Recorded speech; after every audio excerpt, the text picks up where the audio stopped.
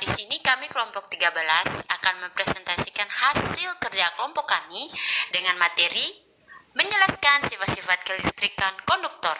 Nah, sebelum kami lanjut dengan materi, izinkan saya sebagai moderator untuk memperkenalkan teman-teman yang berada di kelompok 13.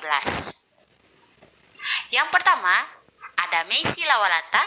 Yang kedua, Yani Trisyalatu, saya sendiri. Yang ketiga, Ayu Tincewat Malusi. Yang keempat, Ade Ruth Marengkei. Yang kelima, Adeona Papalia. Nah, kesempatan saya berikan kepada pemateri yang pertama dan selanjutnya. Terima kasih atas kesempatan yang diberikan bagi saya. Kelompok kami akan menjelaskan tentang sifat-sifat kelistrikan konduktor. Seperti yang telah diketahui bahwa bahan konduktor adalah bahan yang dapat dengan mudah menghantarkan arus listrik atau disebut juga penghantar listrik yang baik. Bahan konduktor yang baik adalah bahan yang mempunyai daya hantar listrik yang besar dan tahanan listrik yang kecil. Pada konduktor yang baik, jumlah elektron-elektron bebas, yaitu elektron-elektron yang mempunyai energi cukup besar, adalah banyak dan dapat bergerak dengan bebas. Jika dimisalkan bahwa sejumlah elektron tambahan tiba-tiba muncul di bagian dalam konduktor, medan listrik yang dibangkitkan oleh elektron-elektron ini tidak diimbangi oleh medan dari muatan-muatan positif, sehingga elektron-elektron tersebut bergerak saling menjauh satu sama lain. Hal ini terus berlangsung hingga elektron-elektron tersebut mencapai permukaan konduktor. Pada permukaan, pergerakan elektron dari dalam menuju keluar terhenti karena bahan yang ada di sekeliling konduktor adalah bahan isolator. Sehingga keadaan akhir yang tercipta adalah kerapatan muatan di bagian dalam konduktor adalah nol dan timbul kerapatan muatan di permukaan konduktor. Karena muatan tersebar merata di permukaan, maka pada permukaan konduktor adalah permukaan eksponensial, yaitu permukaan yang memiliki potensial yang sama di setiap titiknya.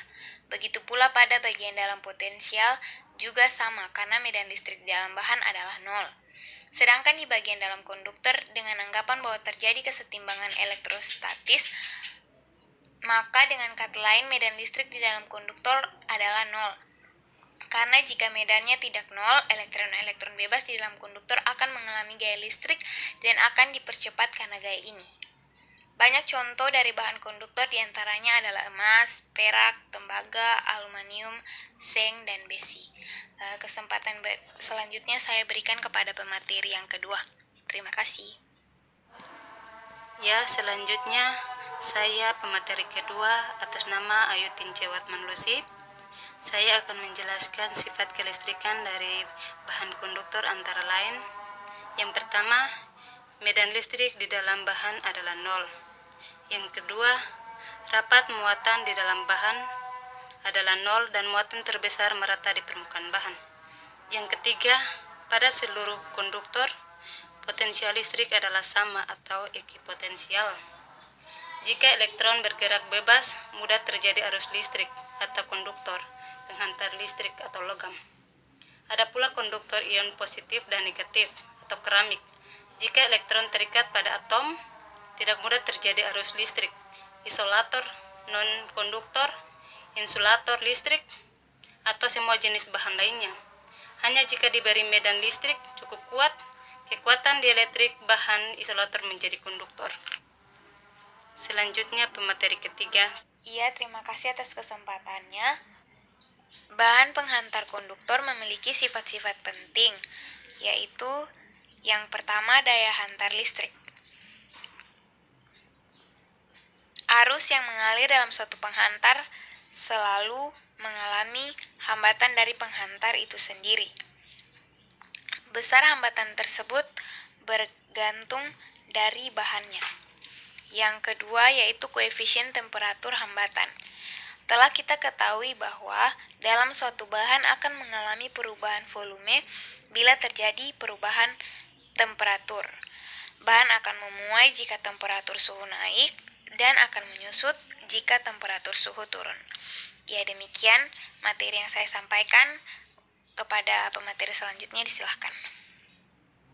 Ya, sini saya sebagai pemateri keempat atas nama Adeona Papalia akan membahas mengenai bahan pengantar konduktor yang memiliki sifat yang ketiga, yaitu daya hantar panas, di mana daya hantar panas ini dapat menunjukkan jumlah panas yang melalui lapisan bahan tiap satuan waktu, diperhitungkan dalam satuan kilo per jam 0 derajat Celcius, terutama diperhitungkan dalam pemakaian mesin listrik beserta perlengkapannya.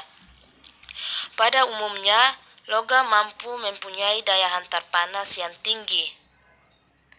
Yang berikutnya sifat yang keempat, daya tegangan tarik. Daya tegangan tarik ini akan memiliki sifatnya mekanis, bahannya sangat penting, terutama untuk hantaran di atas tanah. Oleh sebab itu, bahannya dipakai untuk keperluan tersebut harus diketahui kekuatannya, terutama menyangkut penggunaan dalam pendistribusian tegangan tinggi. Nah, yang terakhir, timbulnya daya elektromotoris termo. Dalam suatu bahan akan mengalami perubahan volume bila terjadi perubahan temperatur. Bahan akan memuai jika temperatur suhu naik dan akan menyusut jika temperatur suhu turun. Nah, sifat ini sangat penting sekali terhadap dua titik kontak yang terbuat dari dua bahan logam yang berlainan jenis. Karena dalam suatu rangkaian, arus akan menimbulkan daya elektromotoris termo tersendiri bila terjadi perubahan temperatur suhu. Nah, oke. Sekian presentasi dari kelompok kami. Jangan lupa like, komen untuk video ini.